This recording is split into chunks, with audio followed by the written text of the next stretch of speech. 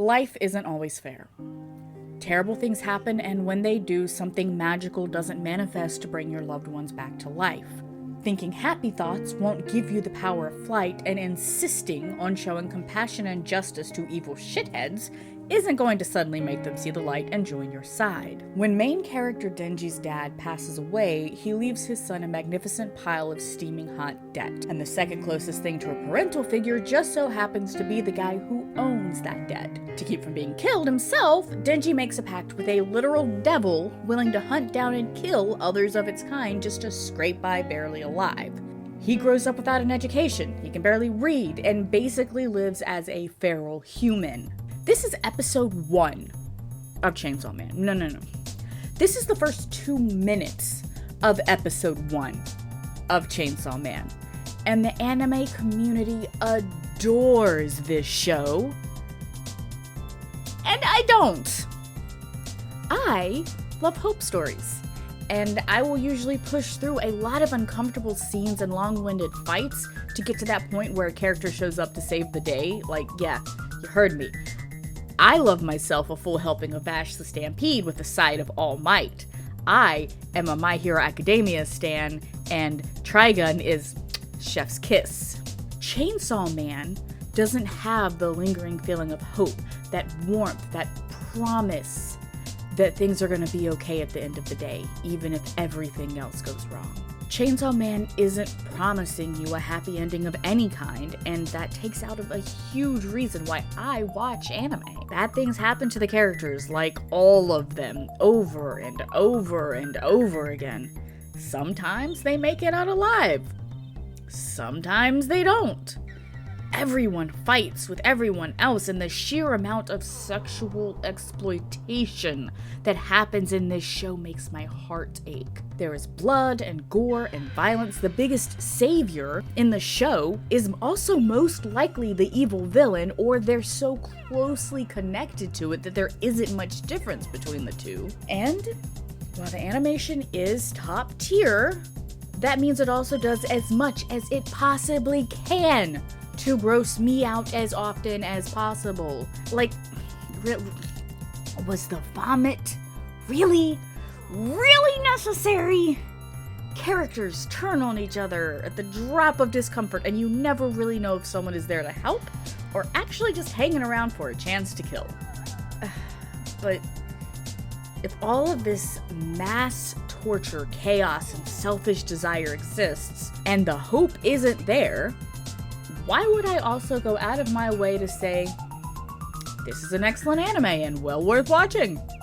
Why would I recommend it to people knowing that full and well I myself placed it in the category of, thanks, I hate it?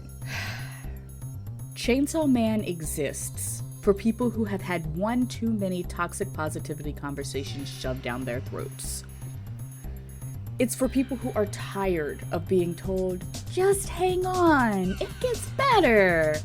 Or, I know it hurts right now, but it won't one day, so stay strong and stay positive. Sometimes what the audience wants is to see someone else struggle through piles of shit, and even when they get out alive, it's only met with more shit, because that's how life can be. And the pendulum between toxic positivity and sheer torture porn, Chainsaw Man balances somewhere just left of the middle. Characters act in selfish ways that also make sense for what we know about those characters. They make honest, realistic choices that we ourselves might make in those same situations. For example, I hate Kobeni. She has a nails on the chalkboard personality, and so far no redemption in sight. I also didn't like my elementary school bullies, but they existed and they weren't technically evil. Her characters and choices make sense for who she is, and the same goes for pretty much everyone else in this show. Then there's the world that Chainsaw Man is built within. This isn't some hashtag bad writing advice rip-off world building that barely functions outside of the first episode. It feels well thought out, worn, and somehow realistic, despite also being full of magic. It functions in a way that makes people curious to know more, like, how do devils work? Why do they exist? Why does fear rule them? Even if answers to these questions don't exist, it feels like they do, and that's more than enough to keep people watching. But why am I still watching it? I've already stated I dislike the show. What keeps me, who is not the target audience in any way, invested enough to keep going?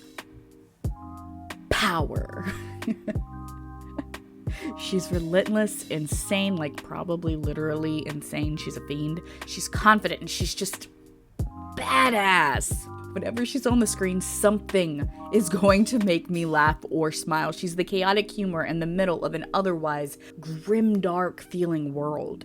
And occasionally I'm watching for Denji. I just kind of want to wrap him up in a warm blanket and let him watch tons of porn and just feed the poor kid with a very long spoon from the other side of the room. But I swear, if someone vomits in his mouth again, I'm freaking done. And at the end of the day, it's not a hate watch, but it's engaging enough for me to keep going. Like, I want to know what happens. I'm probably not going to ever watch it again after I finish it. When I finish the anime, I am probably not going to go and read the manga. I'll watch an episode and I'll be like, wow, boy, howdy, did I not enjoy that?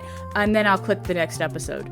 A part of that is also the English voice cast. Because if you guys know anything about me, you know that most of the time if I'm watching anime, I'm also making art, I'm drawing. So I want something that I can listen to and glance up at. Subs usually take way more of my attention unless I have seen the anime multiple times already.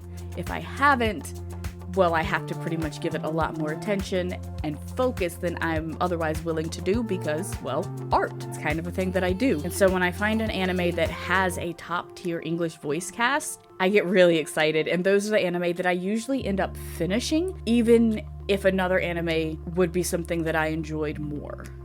And you know what? Even though at the end of the day, I'm not enjoying the show, I'm not going to tell you not to watch it because it is well made and it does exactly what it sets out to do. Chainsawman makes promises from the start of episode 1, and as far as I've gotten, has done nothing to break those promises. They follow through. Now, if you like torture porn, you'll love this show. If you want to see someone struggle through life, but then eventually inevitably make it out at the end, maybe go watch Neon Genesis Evangelion as a happy alternative. Those are just my thoughts.